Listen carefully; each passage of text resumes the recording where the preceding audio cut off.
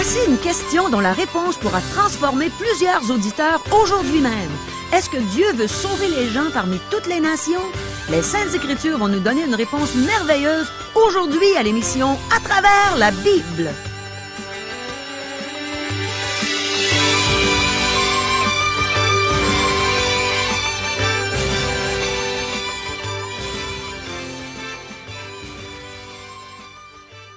Chers auditeurs, pour en savoir davantage sur le contenu de cette émission, vous pouvez contacter en tout temps Radio Espoir via Internet à www.radioespoir.ca ou par téléphone, sans frais, au 1-877-l'Espoir, 1-877-537-7647.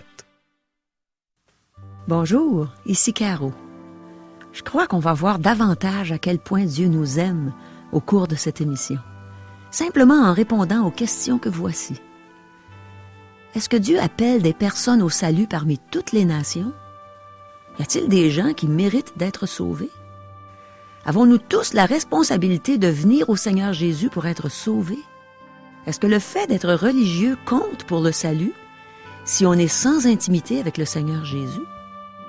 Est-ce que les Juifs et les païens peuvent être sauvés aujourd'hui? Est-ce que les croyants doivent évangéliser les Israélites aussi bien que les païens?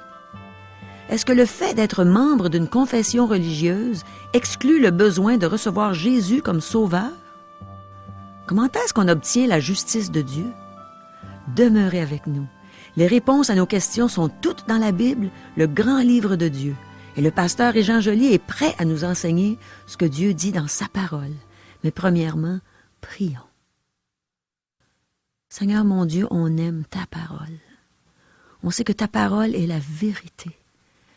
Et on te demande de nous affranchir par la vérité aujourd'hui, de libérer beaucoup de gens par ta parole aujourd'hui même, Seigneur. Touche des cœurs pour qu'ils se convertissent, qu'ils viennent à toi pour recevoir le don gratuit de la vie éternelle. Et enseigne-nous, mon Dieu. Amen. À toi, Régent. Merci beaucoup, Caro.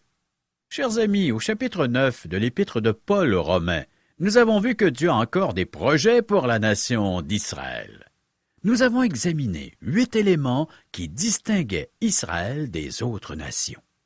Les revoici.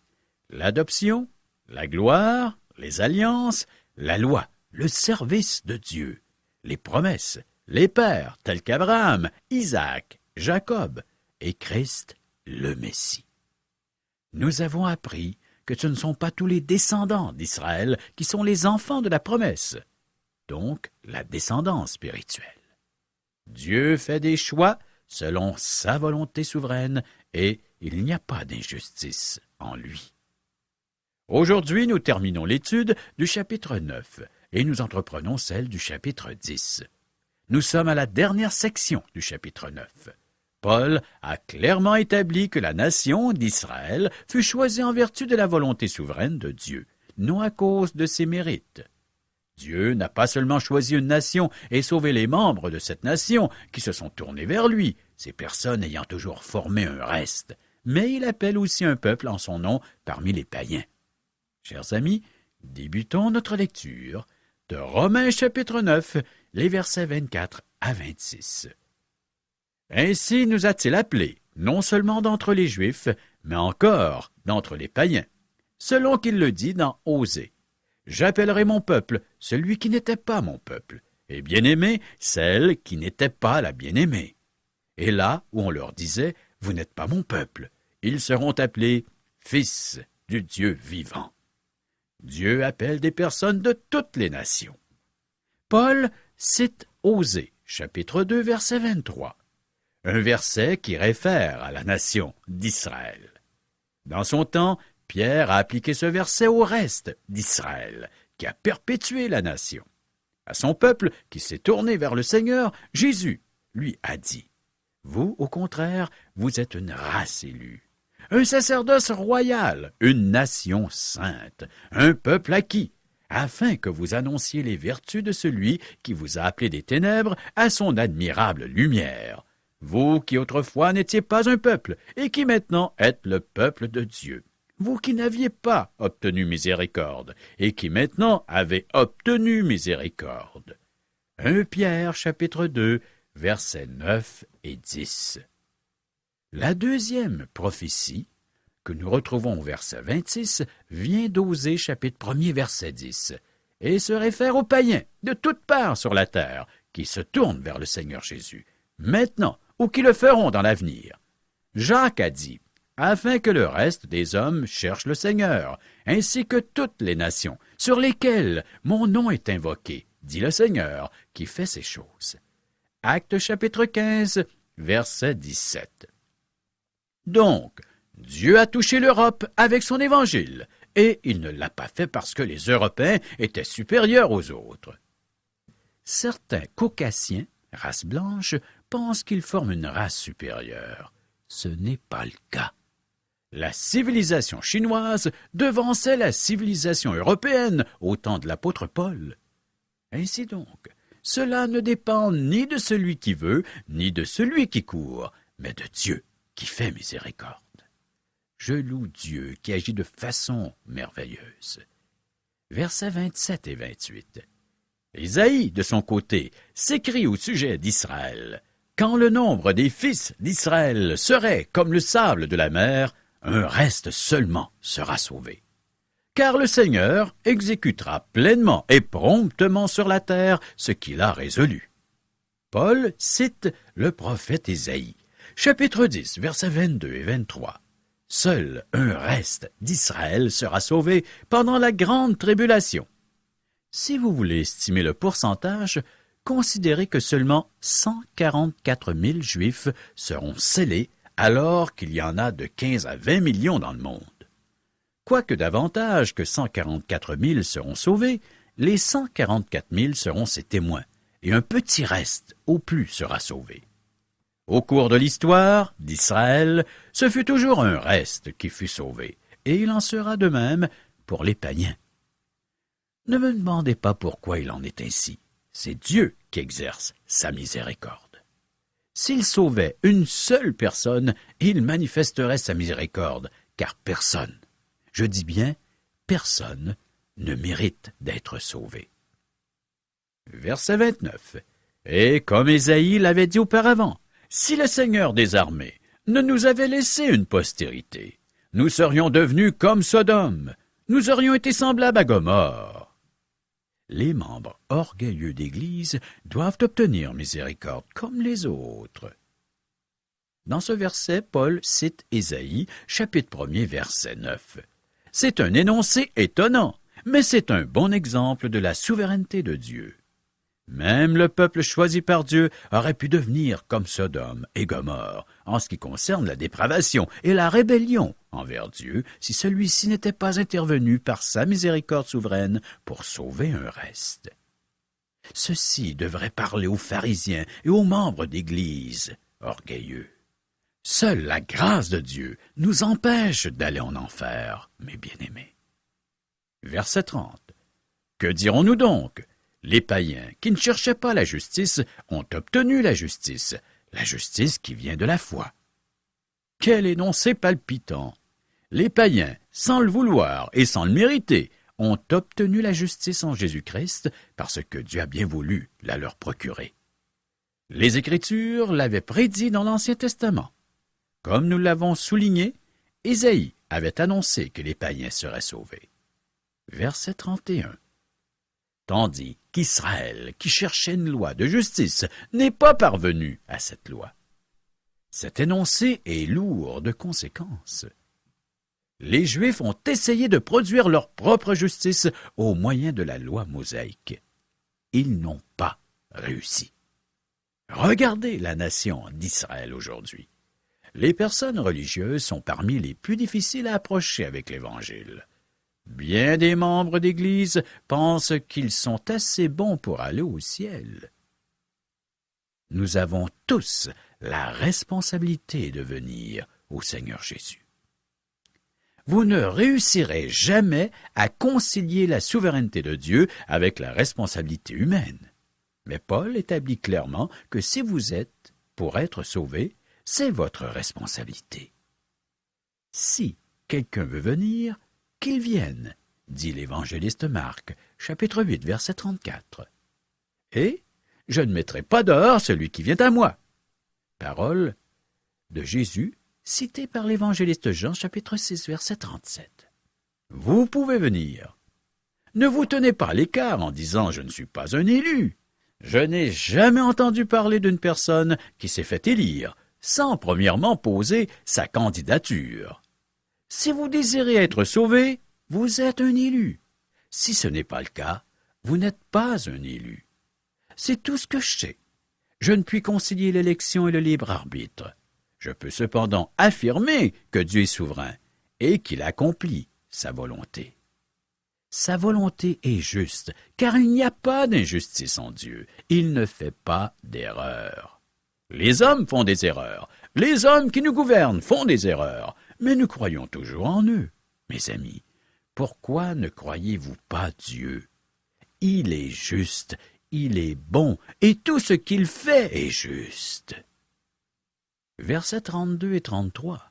Pourquoi? Parce qu'Israël l'a cherché, non par la foi, mais comme provenant des œuvres. Ils se sont heurtés contre la pierre d'achoppement, selon qu'il est écrit. Voici, je mets en Sion une pierre d'achoppement et un rocher de scandale. Et celui qui croit en lui ne sera point confus. Cette citation provient d'Ésaïe, chapitre 8, verset 14, ainsi que d'Ésaïe, chapitre 28, verset 16. Les Juifs ont trébuché parce que leur Messie est passé par la croix. Pour les païens, la croix est une folie, car il s'appuie sur la sagesse humaine. Ceux qui croient, juifs ou païens, seront sauvés. La personne humble va simplement croire Dieu. L'homme naturel essaie de se procurer son propre salut. Il va essayer de concilier la souveraineté de Dieu et la responsabilité de l'homme comme si son cerveau minuscule était capable de le faire infailliblement. Nous avons vu qu'Israël est présentement dans un état de perdition. Ils sont perdus. C'est leur état aujourd'hui. Ils sont perdus comme le sont le reste des païens. Ils le sont tous parce que le Seigneur Jésus est la fin de la loi de la justice. Il est le Sauveur qui rachète les siens en mourant à leur place pour leur donner un salut gratuit. De nombreux Juifs ont compté sur la loi pour se procurer leur propre justice. Maintenant, chers amis, au chapitre 10, Paul passe de la souveraineté de Dieu à la responsabilité de l'homme qui fut introduite à la fin du chapitre 9. Romains, chapitre 10, verset 1er. Frères, le vœu de mon cœur et ma prière à Dieu pour eux, c'est qu'ils soient sauvés. Ils sont responsables. Voyez-vous, responsables devant Dieu. Le Seigneur leur avait dit, « Il viendra sur toi des jours où tes ennemis t'environneront de tranchées, t'enfermeront et te serreront de toutes parts. Ils te détruiront, toi et tes enfants au milieu de toi, et ils ne laisseront pas en toi pierre sur pierre, parce que tu n'as pas connu le temps où tu as été visité. » Luc, chapitre 19, versets 43 et 44. C'est l'état dans lequel se trouve Israël aujourd'hui. Israël est entouré de nations qui veulent les refouler à la mer. Pourquoi? Vous pouvez blâmer les Arabes, la Russie ou qui que ce soit d'autre. Vous pouvez blâmer Dieu si vous le désirez, parce qu'il dit que la raison qu'Israël se retrouve dans cette situation, c'est qu'elle n'a pas connu le temps où la nation fut visitée. Donc Paul dit, « Frères, le vœu de mon cœur et ma prière à Dieu pour eux, c'est qu'ils soient sauvés. » Maintenant, observons 3 détails au sujet de cet énoncé. Être religieux, sans intimité avec le Seigneur Jésus, ne compte pas. Premièrement, Israël, malgré sa religion, ne fut pas sauvé. Je dirais même qu'une grande proportion des membres d'Église n'est pas sauvée. Ils font simplement partie d'un club religieux. Ils sont toujours en rébellion contre Dieu et ils n'acceptent pas la justice de Dieu proposée en Jésus-Christ. Vous pouvez être une personne religieuse et être une personne perdue. Israël avait reçu sa religion de Dieu, mais ils avaient tout de même besoin d'être sauvés. Ils avaient une religion, mais pas la justice de Dieu. Israël avait reçu davantage que les autres nations, mais son peuple était perdu. Paul désirait ardemment qu'Israël soit sauvé. Deuxièmement, il était possible pour Israël d'être sauvé. Paul n'aurait pas prié pour sa nation si elle avait déjà été condamnée éternellement. Les païens pouvaient être sauvés. L'Évangile fut apporté à nos ancêtres européens ainsi qu'à d'autres nations. Juifs et païens peuvent être sauvés aujourd'hui. Troisièmement, les Israélites sont sur le même pied d'égalité que les païens, et ils devraient être évangélisés comme toute autre personne qui ne connaissent pas le Seigneur Jésus intimement.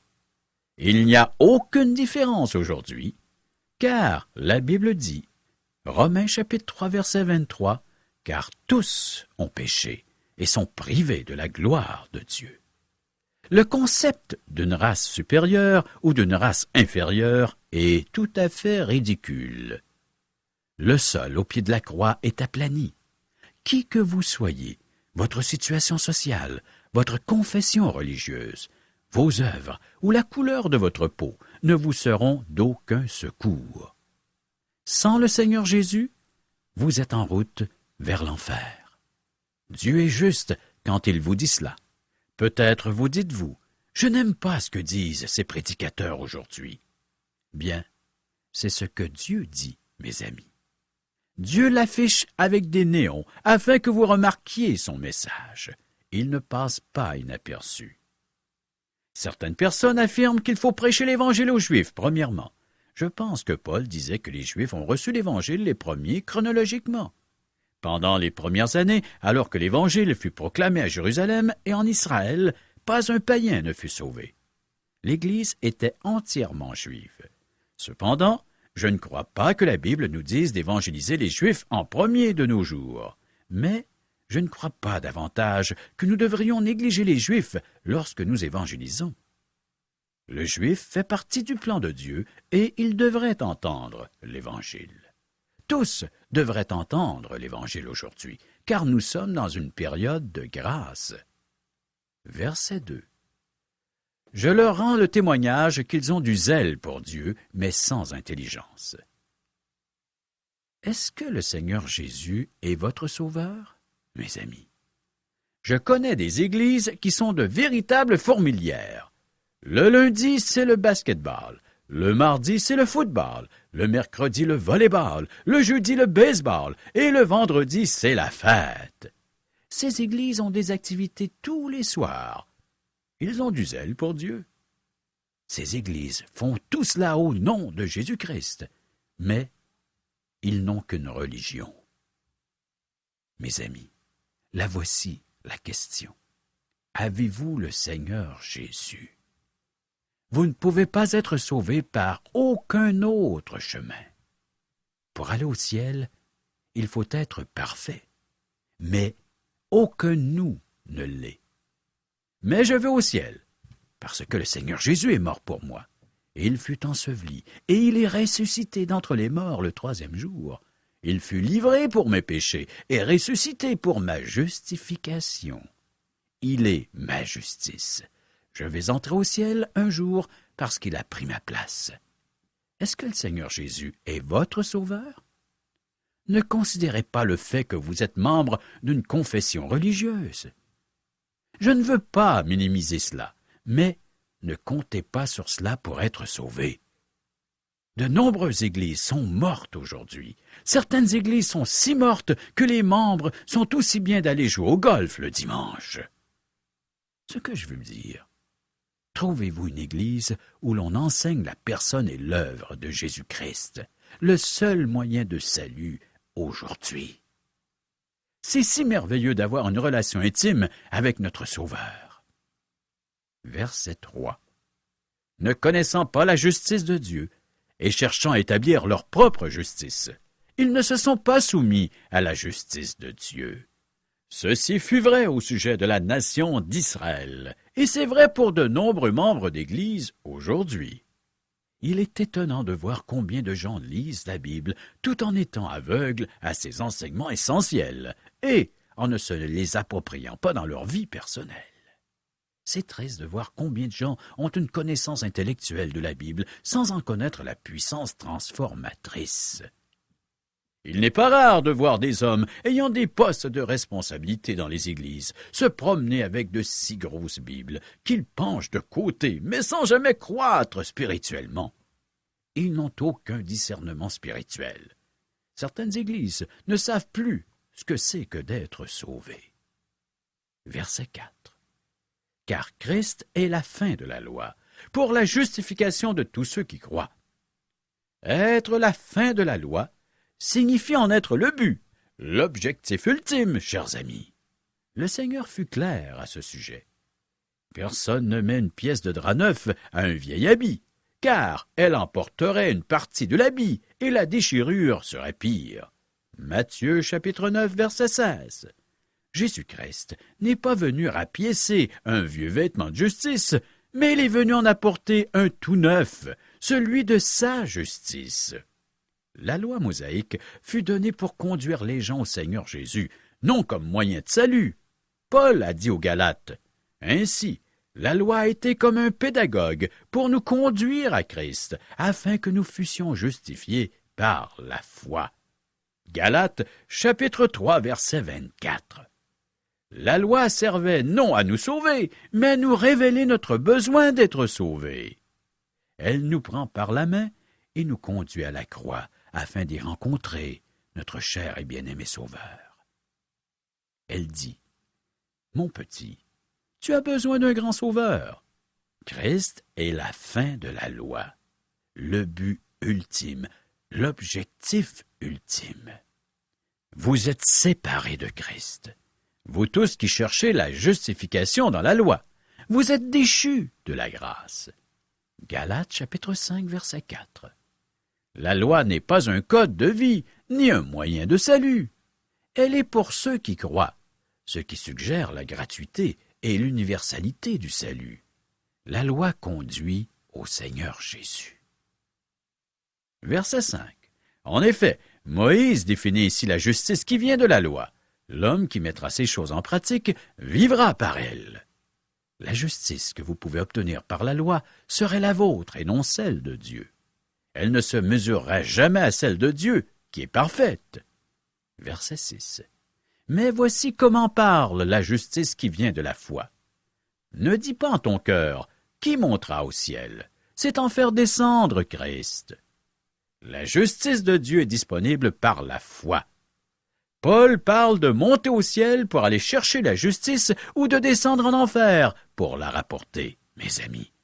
La justice dont parle Paul, qui cite Deutéronome 30, versets 11 à 14, est disponible présentement. Verset 7. Ou, qui descendra dans l'abîme? C'est faire remonter Christ d'entre les morts.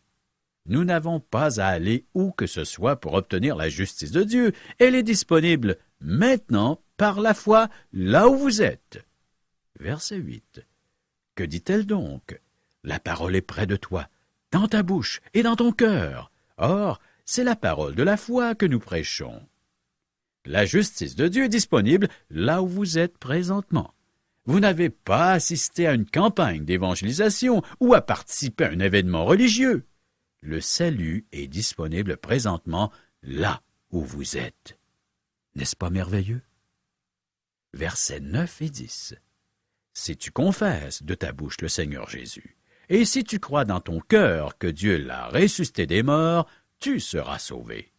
Car c'est en croyant du cœur qu'on parvient à la justice, et c'est en confessant de la bouche qu'on parvient au salut, selon ce que dit l'Écriture. Toi qui dis avoir reçu Christ, es-tu sauvé? As-tu établi une relation au niveau du cœur avec Dieu? Prochaine émission, Romains chapitre 10, verset 7 à chapitre 11, verset 10. Merci beaucoup, Régent. Les 2 derniers versets que tu as cités aujourd'hui me rappellent de vraiment bons souvenirs. C'est dans l'épître de Paul aux Romains, bien sûr, au chapitre 10, les versets 9 et 10. Lors de mes premiers pas dans les voies de Dieu, il y avait un grand cadre qui affichait ces versets sur le mur qui nous faisait face à l'Église. Si tu confesses de ta bouche le Seigneur Jésus, et si tu crois dans ton cœur que Dieu l'a ressuscité des morts, tu seras sauvé. Car c'est en croyant du cœur qu'on parvient à la justice, et c'est en confessant de la bouche qu'on parvient au salut, selon ce que dit l'Écriture. J'avais 30 ans. Mais j'étais, pour ainsi dire, un petit bébé dans le Seigneur. Je venais d'accepter Jésus comme sauveur. Je venais de recevoir le don gratuit de la vie éternelle. J'étais enfin certaine que si je mourais, je m'en allais tout droit au ciel pour être avec mon Sauveur, pour être avec Dieu éternellement. Je croyais ce que disaient ces 2 versets. Je croyais dans mon cœur que Dieu avait ressuscité Jésus des morts. Je croyais du cœur. J'étais parvenue à la justice, moi qui avais cherché la justice toute ma vie. Je venais de recevoir le salut de Dieu et j'étais fière de le confesser de ma bouche. J'étais fière d'être une nouvelle créature, d'être née de nouveau, et je voulais que tout le monde le sache. Et j'ai annoncé la bonne nouvelle dans des talk-shows et on a cessé de m'inviter. Ce n'est pas tout le monde qui veut entendre parler de la vérité. Ce n'est pas tout le monde qui veut savoir qu'on est tous pécheurs, qu'on est tous privés de la gloire de Dieu, à moins de mettre notre confiance en Jésus seul pour être pardonné, pour être justifié, pour avoir la vie. Mais ça ne me punissait pas d'être rejeté par des gens. Je vivais dans la présence de Dieu. Je lui parlais par la prière. Il me parlait par sa parole. Je chantais ses louanges dans la grande assemblée. Et Dieu me faisait plein de cadeaux, surtout en me donnant la joie de conduire des âmes perdues à lui pour qu'il les sauve. Et maintenant, 27 ans plus tard, je suis encore dans la joie. Alors, j'ai vécu des épreuves, j'ai connu des douleurs, mais Dieu ne m'a jamais abandonné. Il n'a jamais permis que je doute du salut qu'il m'avait donné. Gloire à Dieu. Mon ami, veux-tu avoir cette même assurance que le jour où tu mourras, tu iras tout droit au ciel? Veux-tu vivre une vie abondante, une vie qui n'est jamais ennuyante, une vie remplie de bénédictions de Dieu? Fais ce que j'ai fait. Reconnais que tu es un pécheur, une pécheresse coupable, que tu ne mérites pas d'aller au ciel. Et maintenant, place ta confiance en Jésus seul pour recevoir le don gratuit de la vie éternelle. Dieu dit que celui qui croit en lui ne sera pas confus. Demande à Jésus de te sauver. Dis-lui, maintenant, Seigneur, sauve-moi. Si tu crois dans ton cœur, il va honorer ta foi. Il va te faire ce beau cadeau, le cadeau de la vie éternelle. Mets ta confiance en Jésus. Reçois-le en ce moment. Il frappe à ta porte. Il veut te donner la vie éternelle. Laisse-le entrer. Tu vas être tellement bien dans la présence de Dieu. Tu vas être avec Jésus éternellement.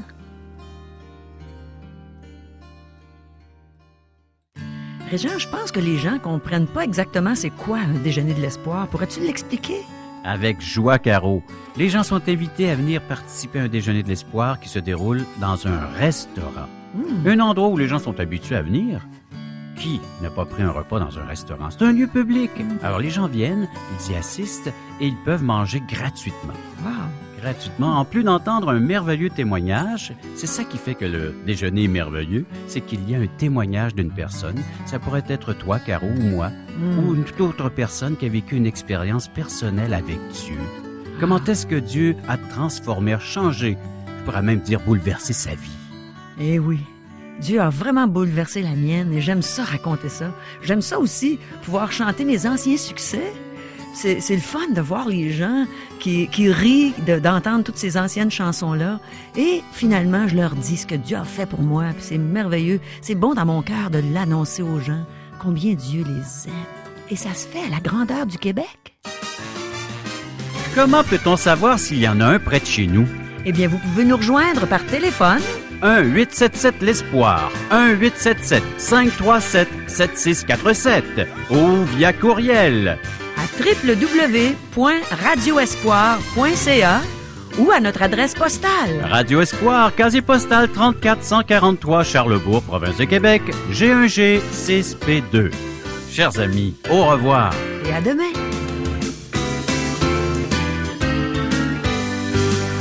Cette émission vous a été présentée par Radio Espoir.